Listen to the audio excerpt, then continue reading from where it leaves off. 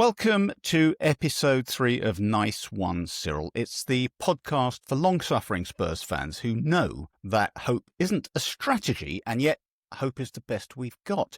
I'm Simon Lipson, and joining me today are the ever-wise Kevin Acott, the legendary doyen of all things Spurs, Julie Welch, and fresh-faced pod newbie actor Lee Brown. This week, should we just file the Bournemouth game under bollocks and move on? No, of course not. We're going to relive the pain in exquisite detail. Then we'll talk about Xavi Simons, something like that. Is he the next Modric? Is he the next NDombele? Plus, we'll talk about stuff, because we've got the transfer deadline looming is as we speak, and we'll see if Daniel Levy has any plans to do anything. I mean, apart from Kudus, Palhinha, Simons, Till, Danso, Takai and Muani, what's he done this window? I'll be sharing my painful memories of Spurs' 23 months at Wembley. It felt longer, didn't it? Kevin will tell us about the scarf incident. That's right, the scarf incident. I think we've got some stuff from Lee about the scourge that is ITK, and Julie will talk about the Spurs Academy graduates down the years. We can count them on the fingers of one finger, more or less. We'll pay tribute to the great Cyril Knowles, the man we're named after, of course, and we'll ask the big question ahead of the international break. Do we give a shit about England? So strap in, Spurs fans. It's Nice One, Cyril.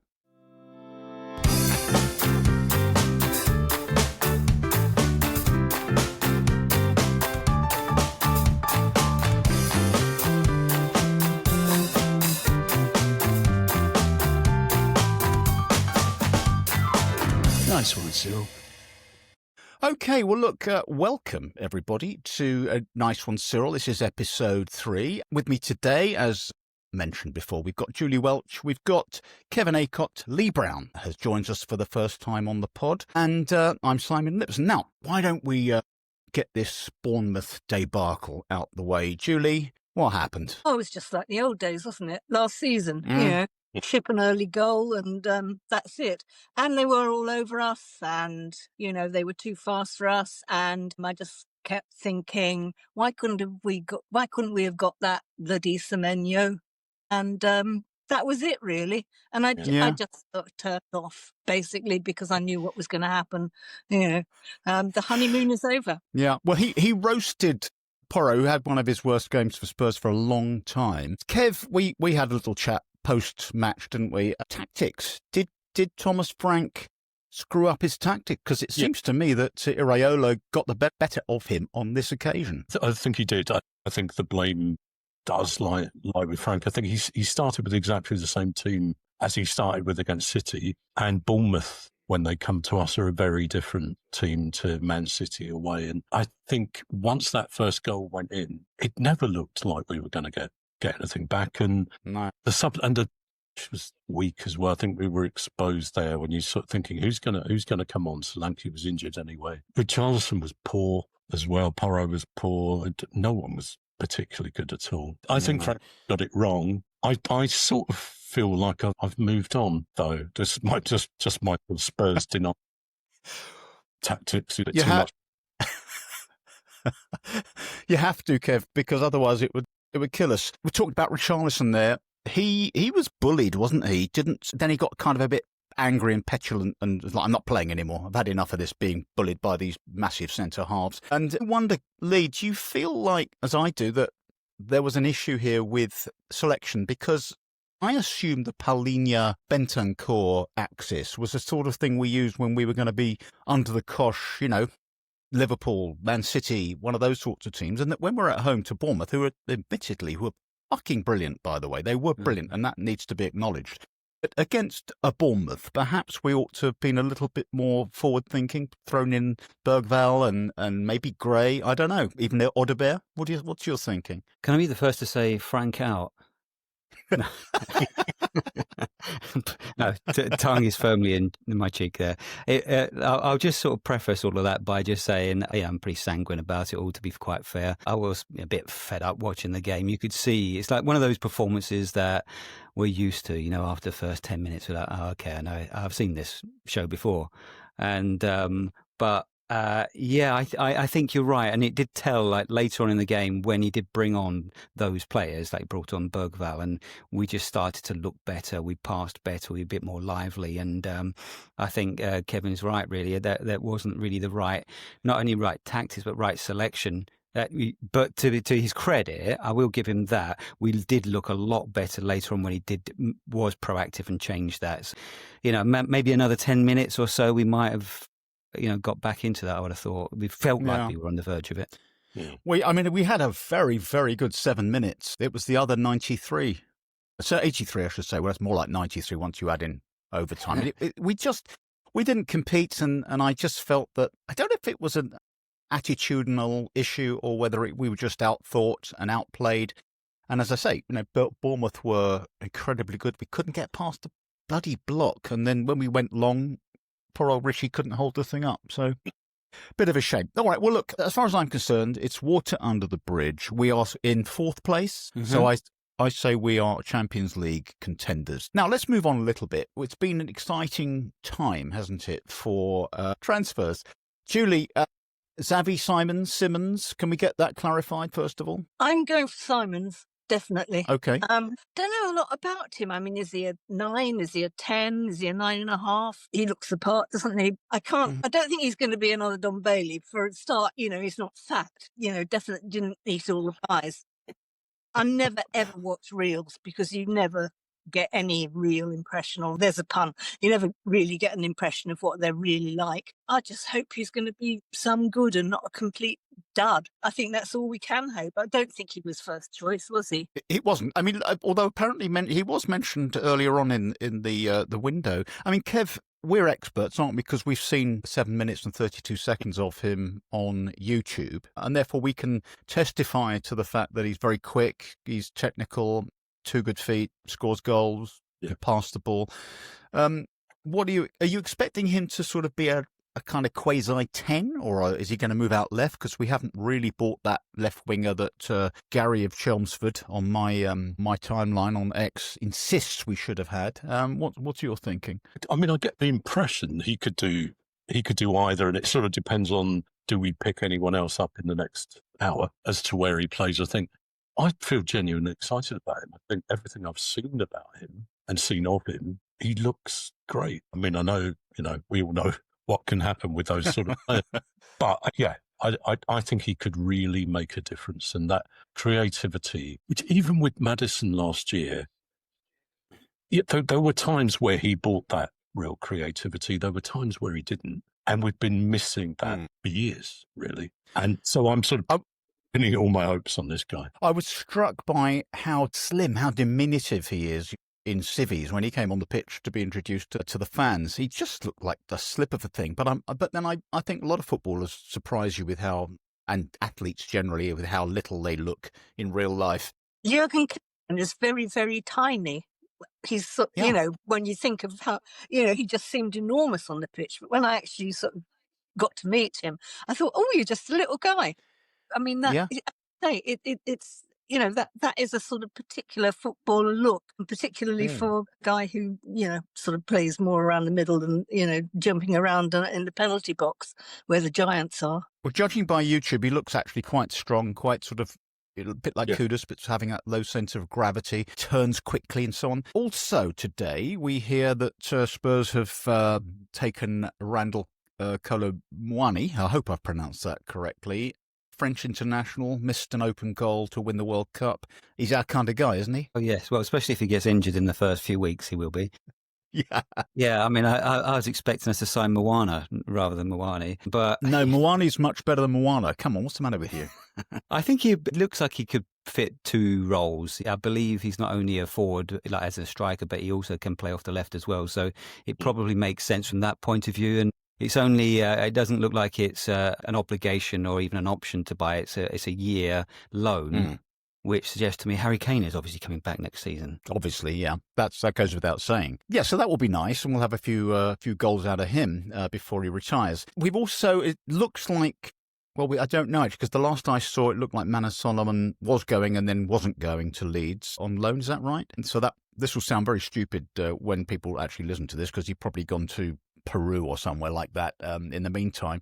And Julie, he's been a huge success for us, hasn't he, Brian Hill? He's off to Girona. Yes, our very own fifth Beatle. Yeah, for something like 4.5 pence and £3.75 add-ons, something like that. And you just think, what was all that about? I mean, they bought him, and then they just spent the whole time trying to get rid of him. Poor guy. Yeah, Lee, you've got a thought about Brian Hill? Yeah, I think he seems to be like one of those typical punts that we've made in the past, and we occasionally do, where we sort of think, well, everyone says he's good, and we'll go for that one. And we've had a few of those, haven't we, where we just sort of tried our luck and see if they would come good, but invariably they don't. But I just wanted to, if I may, sort of jump back to, you were talking about Simons, whatever you want to call him. I think he'll be really good for us, but he might take a little bit of time to settle in, like Modric did. You compare him to Modric, and I think that might be a decent comparison, because with our midfield at the moment, they don't look like they could pass wind, but at least he does. He looks like he could, take on players, and he's got an eye for a pass. I think give him a little bit of time, which of course we're famous for allowing our players time, aren't we? Really, we don't jump to any kind of conclusions about them whatsoever. Yeah, read Kulusevski. Yeah. But, I think he will be an excellent addition to the squad. And if you've seen the reels, as you were saying, he's really sharp in that passing and understands, how to link up play. So I've got high hopes. Yeah, I think he'll get half an hour on Twitter before Gary Chelmsford destroys him. So that'll be pretty good. That's not bad, the thing actually. I will say this about him. Comparing him to Modric. When Modric first came to us and started playing for us, I thought he's like a little girl. I don't mean that in a sexist way. Just he's got the frailty and the sort of the kind of that ability to, I don't know, just float around and get bashed around, and it didn't look like anything to me. Whereas I think Simons is a bit sort of tougher. It's a bit more muscular. There's a bit more oomph and sinew about him. Kev, is that just me hoping for the best? Well, as you were talking about Modric there, Modric is one of those players who I never quite saw in the same way as it seemed like everyone else did. He was a good player. He was never a great player, I don't think, for us. And some of that might have been that sort of flimsiness and vulnerability, which actually, as he got older and moved on from us, I think he found ways to sort of get around that in a way. And maybe we just weren't quite the right club or quite the right team for him. So you could see potential in him, and he did some great things. But it wasn't until he left us that he started really showing what he was made of, I think. Yeah, it's interesting, because I have to say I wasn't blown away by Modric at any particular time. I never thought of him as one of our greats or one of our standouts. He was very good when he was on his, his game. But I don't know, Julie, you look like you're having apoplexy. I think this is sacrilege. I think he was one of the greatest players for Spurs ever.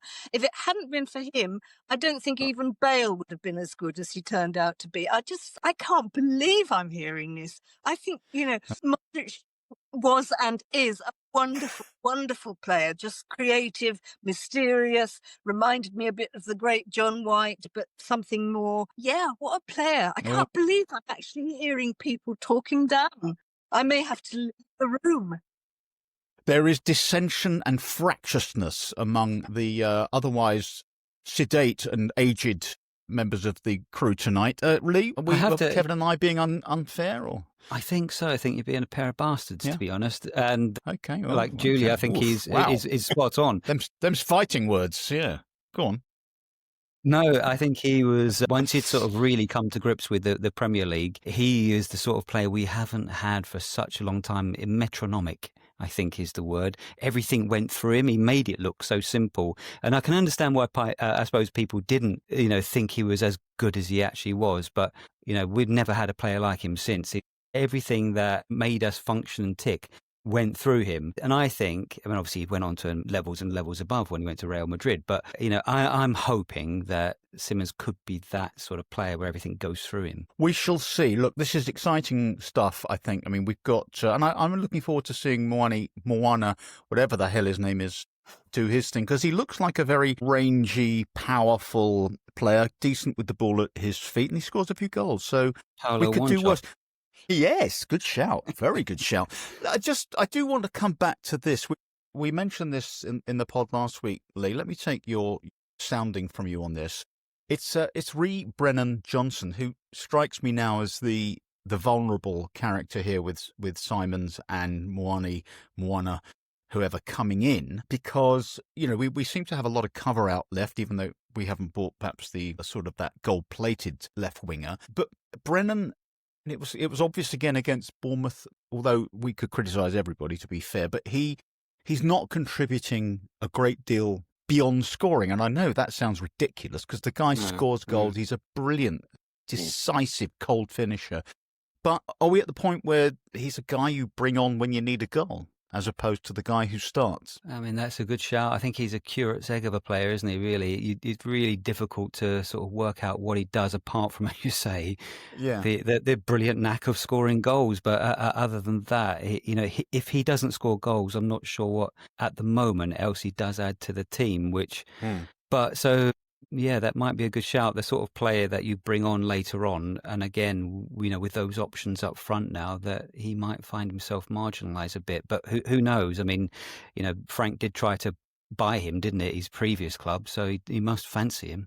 But yeah, I think you might be right. I think that might be the case for him. Now, look, can I just raise something here? Everyone I'm looking at Twitter because we are at 6:21. I think the deadline's at 7. Am I right? Mm-hmm. So we're just under 40 minutes away from that, and I'm checking to see if we bought Mbappe or Bellingham. Doesn't seem as though we have, although of course ITKs, they can surprise you. And I'm also noting that his name is Moani. So you and I, Lee, we need to have words at some point. So let's move on. Sorry, I've completely lost my place. We're going to move on, and we're going to have some Spurs memories now, because we've done the current, we've done the present. Let's do the past a little bit before we get to Kev's scarf incident and Julie talking about stuff to do with useless development kids and so on. And I think, Lee, you want to talk about ITKs, don't you? Is that your? Yes. Yeah, so that's your beef. Well, my beef, and we touched on this last week, is Wembley.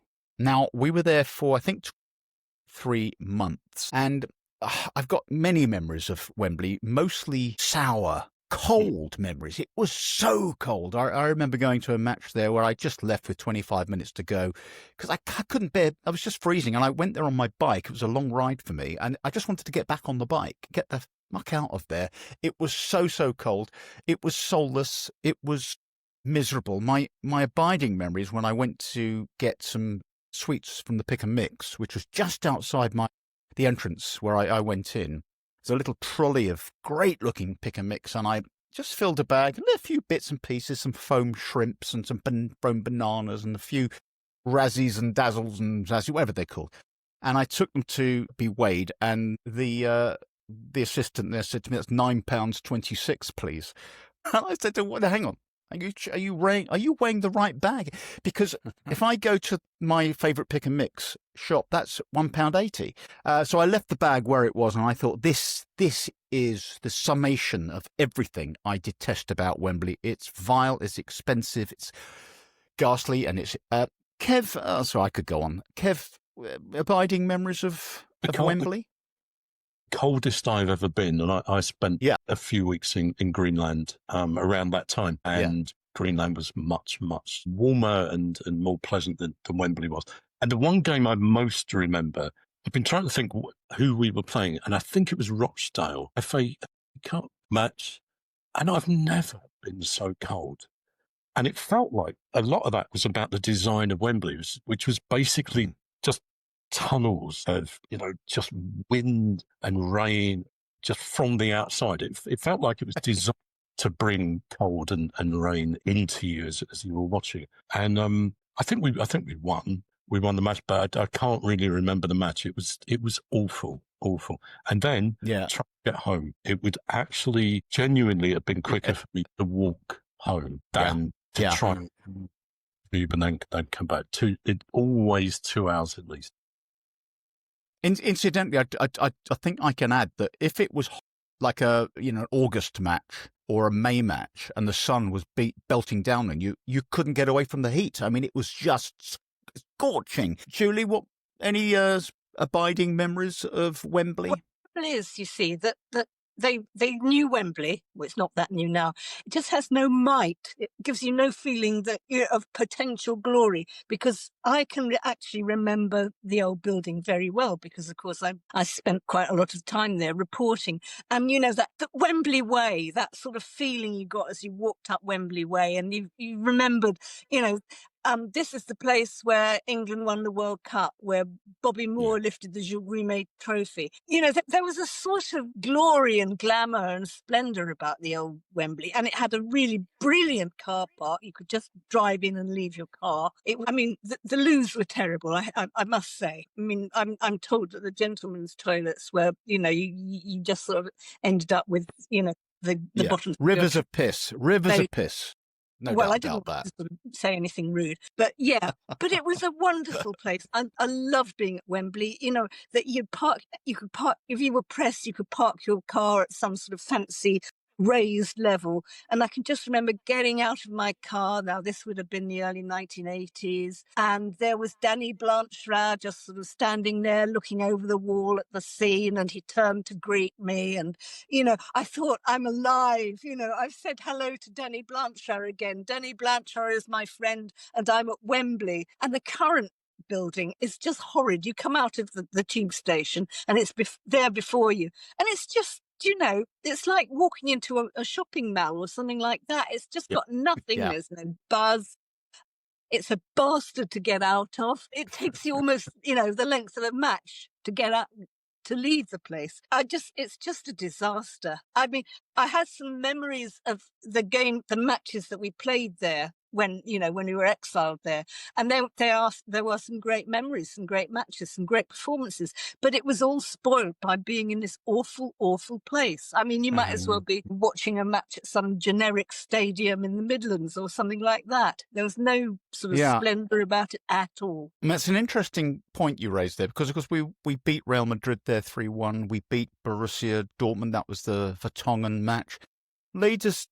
Did any of those victories slightly leaven the misery for you of Wembley? Yeah, I do remember us famously bashing up Arsenal there and Liverpool, and they were nice. But I also remember, like you were talking about, the weather getting absolutely soaked to the skin there. But worst of all, I think, was whenever we did lose, and you came out there, and whatever way you tried to circumnavigate to get to the station as quick as you can, you're always bumping into the opposition fans, and often that would be Chelsea or Arsenal, and it was getting lively at points, very fractious, and the mood coming out of there was much worse than if we lose at where we are now. It could get pretty I mean, I'd seen a few bust ups and dust ups on the way out of there, so that wasn't very pleasant. I know Julie mentioned walking up Wembley Way. I do remember going up the ramp for, I think it was the Portsmouth semi-final of the FA Cup. We were all the fans were mashed together going up that ramp. And I remember a couple of our brethren, some of our fellow Spurs fans, picked up some horse shit and threw it at the Portsmouth fans. And I just thought, do you know what? There's a moment there where you just think, this don't make me proud. This does not make me proud.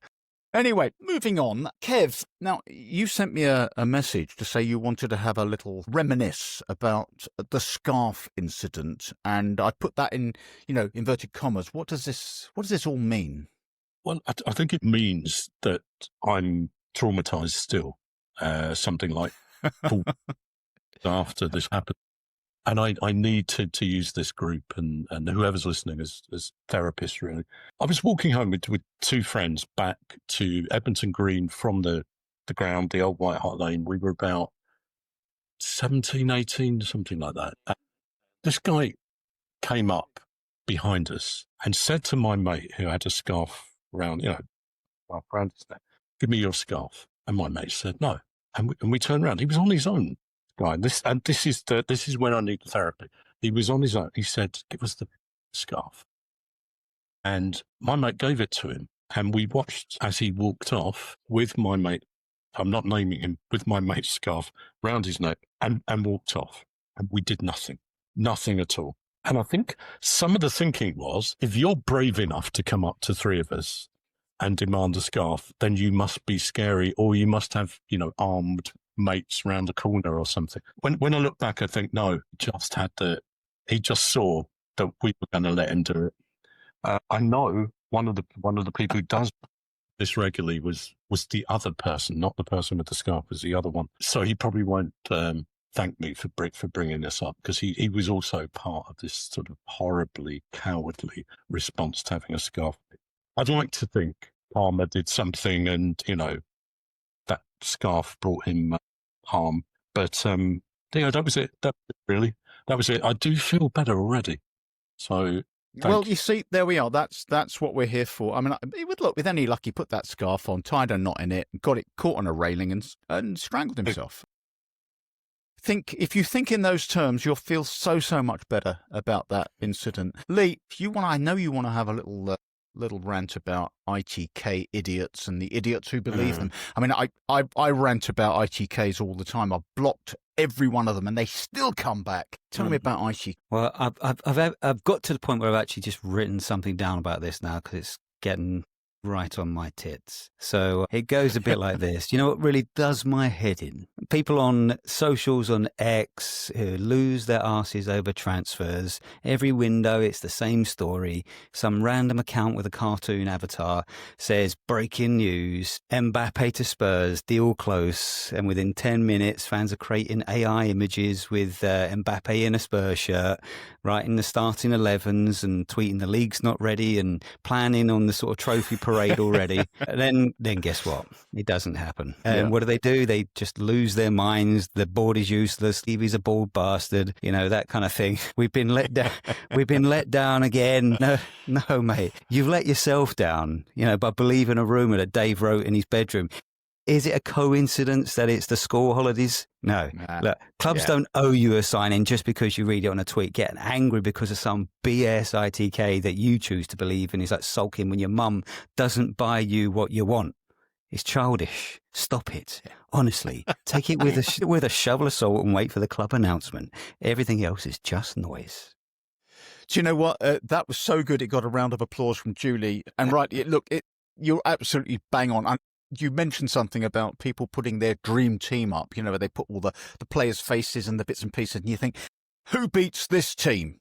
Because this fucking team doesn't exist. Yeah, it's no to, and then there's the player coming and player says no. Yeah. Well, thank you. You have ripped the ITKs apart in fine fashion. Let's move on, Julie. I know you wanted to have a little talk about the academy successes or lack of them. Spurs, are they doing something wrong? Well, I'd be curious, really, because, Arsenal have come up with this amazing, 12-year-old who is obviously absolutely fantastic. They've got, I can't pronounce the guy's name. He's one of their academy products who is also probably about, 15. Last season, when we played, I think it was Elfsborg, in the last knockings of the Europa League group stage, because we were so short of senior players and had to play the kids, and they all scored. Ajeo, Moore and Scarlett, I think. And I keep thinking, what's happened to them? I mean, Mikey Moore has now been sent to live on a farm when your dog's died, and you tell the kids he's gone to live on a farm. And Mikey Moore's gone to Rangers, which is not the right place for him. He was meant to be the next big thing. He was meant to be our Harry Kane for this decade. Just what's happened to our academy players? The last one that I can remember actually sort of making it into the Premier League for a limited amount of time and, success was Ollie Skip, really nice player. Harry Winks, again, really nice player, but, not major by any means. And soon they found their way to sort of slightly, in quotes, lesser clubs than Spurs. What is it about our academy? Do we just not sort of, pay the parents enough money to, when the kids are 8, to sign them up to us for life? Whereas Arsenal, as ever, do it so bloody efficiently. I'm so envious. Well, the kid you're talking about, Dowman, who he's 15 who looks ridiculously good. It doesn't mean he'll turn into a great player, when he grows up. I can think of only really Kane and Ledley in recent years who have come through. I remember talking to you about Mikey Moore. I've been watching Mikey Moore, little bits of video of him in the academy, and thinking, God, this kid is just ridiculous. And yet he had a couple of moments really playing for the first team, and now he's getting absolutely slaughtered by Rangers fans for not being Mbappe, and they want to go back to Spurs. Is he going to come again? Have we got any other? I know we've got this Barnett Williams, or is it Williams Barnett? One of those, who looks like a genius, but who knows? Is it just the nature of kids that they just don't always fulfil their promise? I think maybe, as I was just thinking about Harry Kane, and he was on loan at Orient, and someone I worked with saw him a few times at Orient and said he didn't stand out. He didn't look particularly great. He didn't look terrible, but he didn't look particularly great at that time. I'm not sure how old he was. And I think so much of it is do they go to the right club at the right time? Is there, do they fit into team? Do they fit into whatever the sort of milieu is at that club? I'm sure we've lost some good players. Mikey Moore, if he'd gone somewhere other than Rangers, no, hopefully he will, could still make it. Dane Scarlett was at Oxford. Was it Oxford last year? Yeah. And I think so, yeah. They didn't think that much of him. At the moment, they're saying they've got Lancashire, who they seem to really like. And he seems to be fitting in where, Dane Scarlett didn't. I don't know. Who knows which of those two is going to do better, if either of them are going to be particularly good. I think so much is luck. But it also might be that I was reading about Simons, and Barcelona picked him up when he was 7 years old. And I don't know, whether that would be typical in this country or not. How do you spot someone at 7 and think this guy is going to be a great footballer? It's a very special skill, to actually pick that person out, I think. But I don't know. I don't know. It's interesting because sorry, go on. No, that's it. I'm not sure whether we're worse than Arsenal, or Arsenal have had a bit of luck with. I don't know. It's interesting. I used to be, hard to believe looking at me, but I was a county level junior tennis player. And a lot of the kids I played against, much better than me, number one in England. I played the number one in England under 16 player when I was 21, and he beat me. Of course he did. But never heard of again.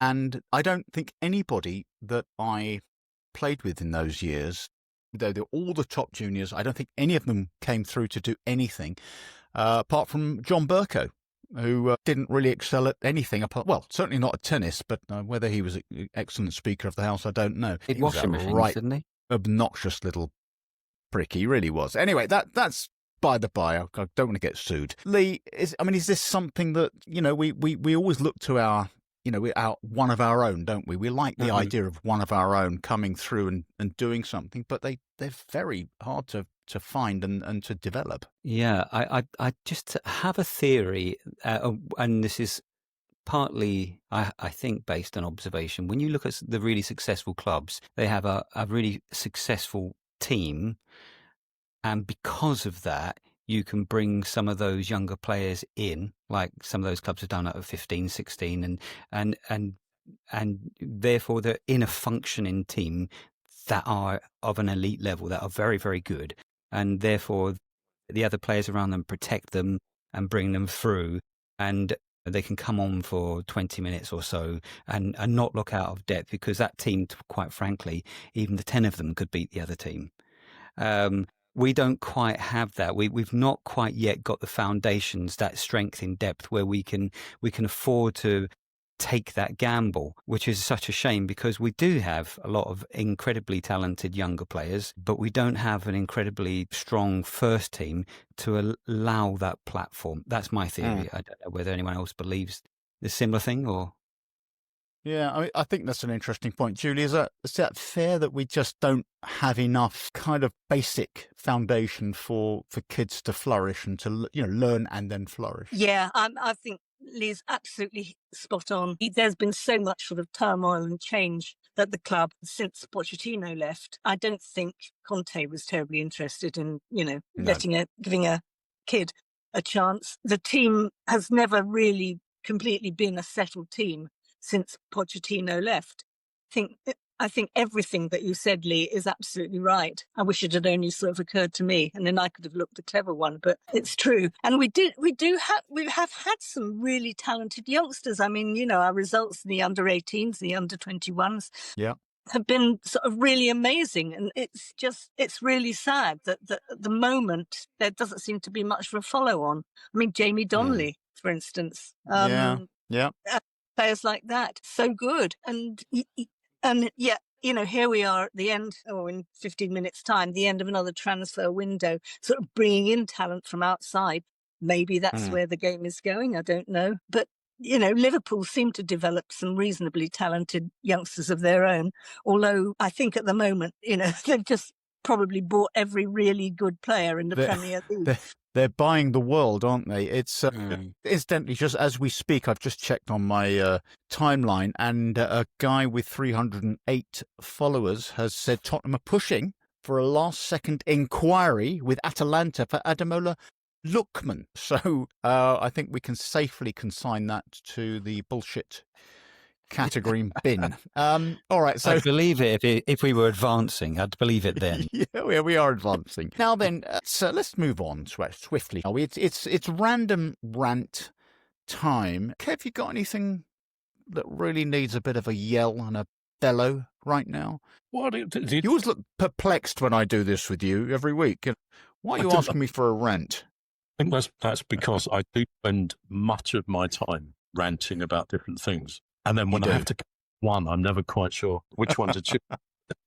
This one is just because I watched what I believe is the worst film ever made at the weekend, which is Thursday, what's it called? Thursday Murder Club, based on a Richard Osman book. It was awful, awful. It had some great actors who managed to spend their time trying to persuade you that actually they weren't great, and how did they ever get where they got to. It was appallingly directed. It was sluggish and slow and awful.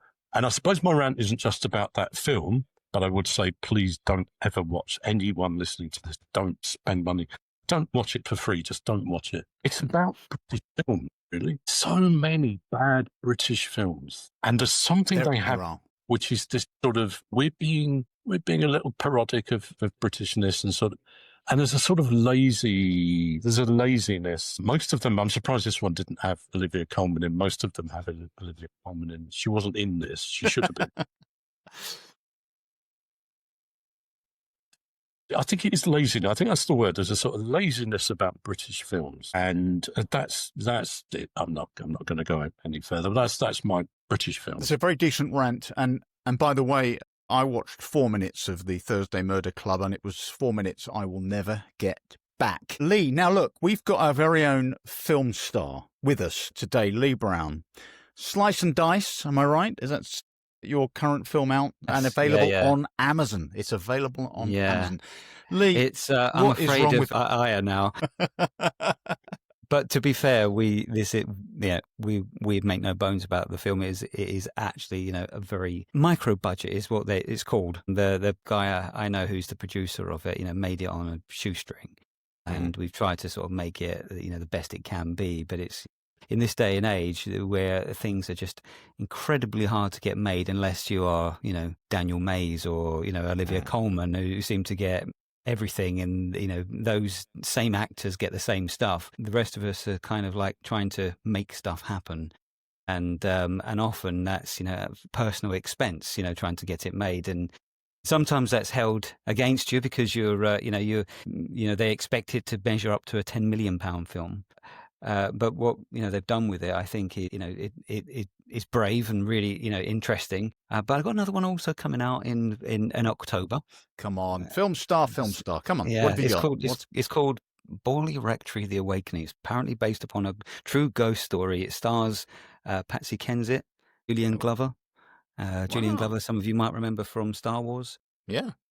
So and I play this really horrible priest, and one part of it I'm meant to have been burnt badly, so I was like a half a day in makeup for this thing. Is dreadful. But they've demonized my voice in it and all this kind of stuff. So I don't know why I seem to be getting the bad guys at the moment. And you weren't very nice in Slice and Dice. Let's be honest. No, right, nasty piece of work. Have you got a rant for us? Well, it really was the kind of ITK thing, really. So I've probably gone a bit early on that. But you've gone but early. But I did have another point which is kind of segues, I suppose, off what we were talking about earlier, is that I feel like we've kind of gone arse about face in terms of the development of the team. We've gone put all the younger players in first, and now trying to retrofit all the first teamers in after that. And we really, like most elite teams, do it the other way around. You get the first team functioning and the best team players in place, and then you supplement them with, really good up and coming players that you can then, bring through. But I fear that what we've done is inadvertently, while we've been sort of looking at this strategy of bringing younger players through, is inadvertently put a lot of pressure on those players, because now they are, of course, they're seen as the future. But if that doesn't happen, then it's all a big cock up. Yeah. In actual fact, clearly there's a lot of talent there, but we should maybe have had the sort of, the core of a really good team first and then done that. But, who am I? I'm not the strategist behind this. Perhaps they do know better than us. You did mention elite teams, and maybe we're not. So that's a possibility. Julie, what have you got a rant for this week? I have no rant. I would really like to talk about, shall we say, our founder, Cyril Knowles. The great Cyril Knowles, who died on the 30th of August in 1991. Tell us about Cyril. Well, I did a bit of homework on him, obviously, because that's what I do. So he arrived in 1964 as a 19-year-old, and he was a replacement for the great left-back Ron Henry. Cost 45,000 quid, came from Middlesbrough. And it was a very significant season, the 64-65 season, because it was the season that followed the death of John White. And it was also, they also lost temporarily Dave Mackay, who'd come back after he'd broken his leg, only for him to break it again in a reserve game at Shrewsbury. And at the same time, Danny Blanchflower was, he was just on his last legs, basically. Cyril came into a kind of team that was changing a bit, but his strength, his crossing ability was really good. I mean, you'd love him today. I mean, fantastic, very good at set pieces, really smartly dressed guy, really looked like what a Tottenham Hotspur player ought to look like, really sort of fashionable in his sort of Yorkshire way. So, and he was joined a year later, of course, by Joe Kinnear at right back. And so they were both in the vanguard of the overlapping fullbacks. And he was part of the 1967 FA Cup winning side. But the best story about him, we move on a bit to 1975. Bill Nicholson had gone and Terry Neal was our manager then. And Spurs were in danger of relegation. And it came to practically the last day of the season. They had to beat Leeds United to avoid the drop. And so Terry Neal hired a hypnotist. This hypnotist was called Romark, and his main claim to fame was that he'd put a curse on Crystal Palace after Malcolm Allison hadn't paid him for trying to get Palace out of the 3rd division. So Romark put Cyril Knowles in a trance and told him he was a rod of iron. And the next day, Cyril fired Spurs into the lead, and later he scored another in their 4-2 win over Leeds, which, by the way, and that is the famous game where Alfie Conn sat on the ball. And there's another nice fact about Cyril, the Terrace song, Nice One Cyril. That was actually, it was recorded by the Cockerel Chorus eventually. Nice One Cyril, let's have another one. And it got number 14 in the UK charts in 1973. But the phrase was originally part of an ad campaign for Wonderloaf bread. So how about that? Sad thing is that,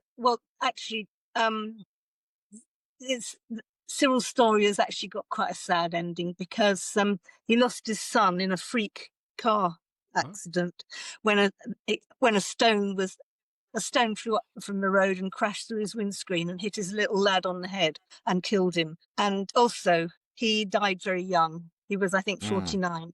He was managing Hartlepool at the time. He had a brain tumour. I was operated on, but never recovered from it, or didn't recover from it properly. I really hate to sort of end his story like that because he was a lovely bloke, fantastic player, and that lovely song and that great anecdote about Romark. That's what I prefer to remember. He was a lovely player. I remember him very well, and he glided across the turf. He had that very sort of unfussy movement about him. His lovely touch, lovely control, as you say, good crosser of the ball.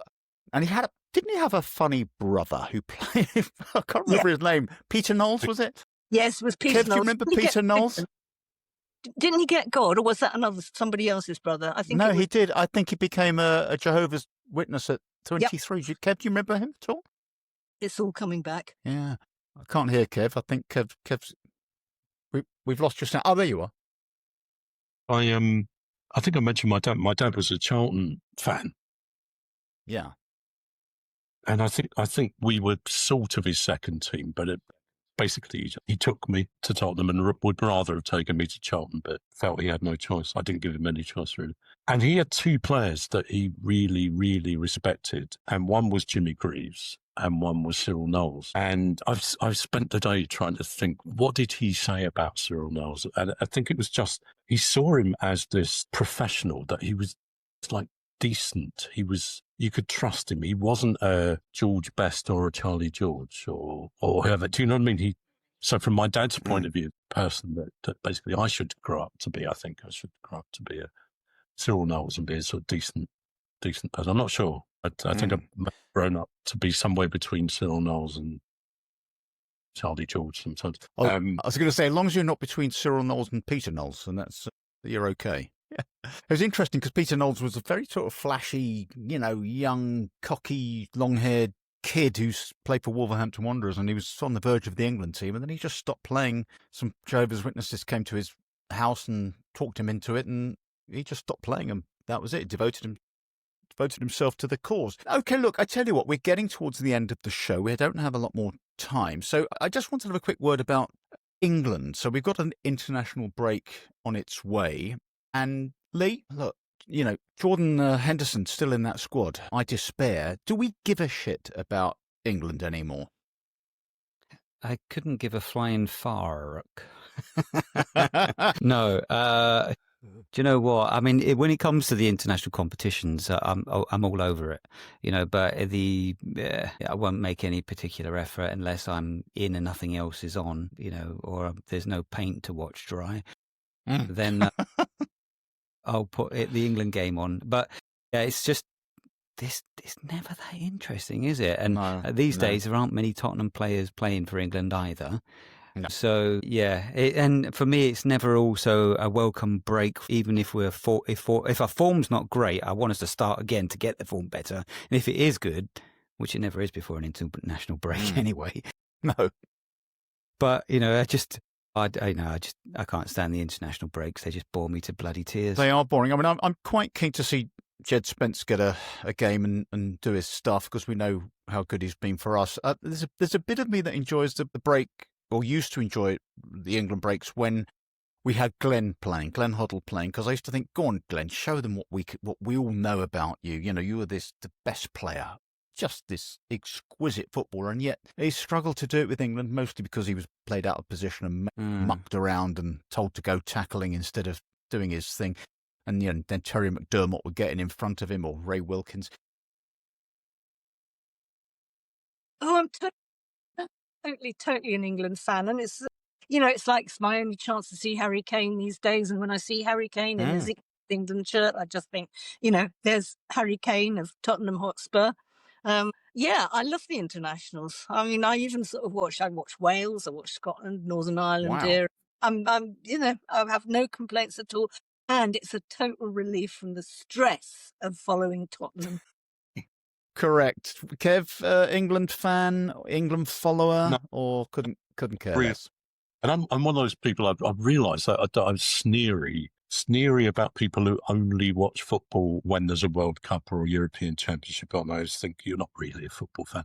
But then I realised that that's the only time I watch England, really, or watch England with any sense of commitment or passion. So so I find some interest then, but no, they're way below Tottenham, and And no, it's never gone at all for me. It's hard to get excited about, England playing Andorra or some obscure team from Eastern Europe or something like that. It is quite hard. But when you get round to tournaments, I'm committed. I want to see us do well, but I don't want to see Jordan Henderson. All right, look, I've made my point. Thank you. We're done. Thank you to Kevin Acott, of course, to Julie Welch and Lee Brown. Thank you all for your fantastic contributions to today's Nice One, Cyril. We will be back next week with lots more stuff, so do join us then. Until then, bye-bye.